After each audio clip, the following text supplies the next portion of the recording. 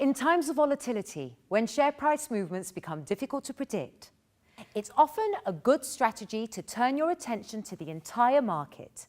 It's time to trade the indices. Welcome to Binary Options for Beginners.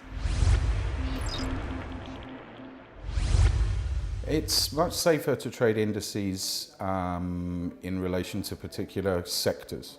So if you know a lot about technical stocks, then look at the NASDAQ because it's really filled with tech companies. It takes away a lot of the volatility because where one company may be not doing so well in that sector, the others will pick up. So it really spreads the risk across the entire sector as opposed to hedging all your bets on one particular company.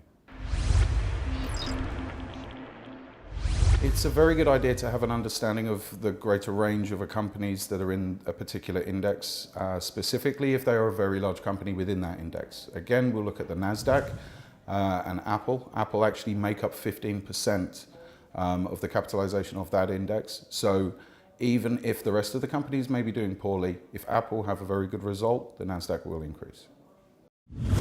Indices allow investors to spread their risk across an entire market or sector. Their trading levels are insulated from the ups and downs of individual share prices and allow investors to focus on the trends.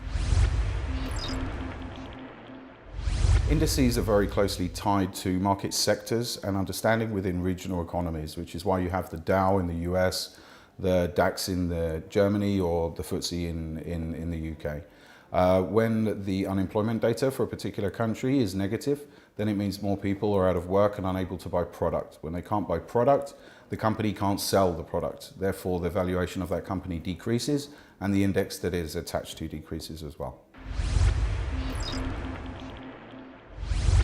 There are many correlated trades that you can place when trading the indices, most specifically the currency that's tied to the particular index that you're trading, and also, for instance, oil, especially with the American economy.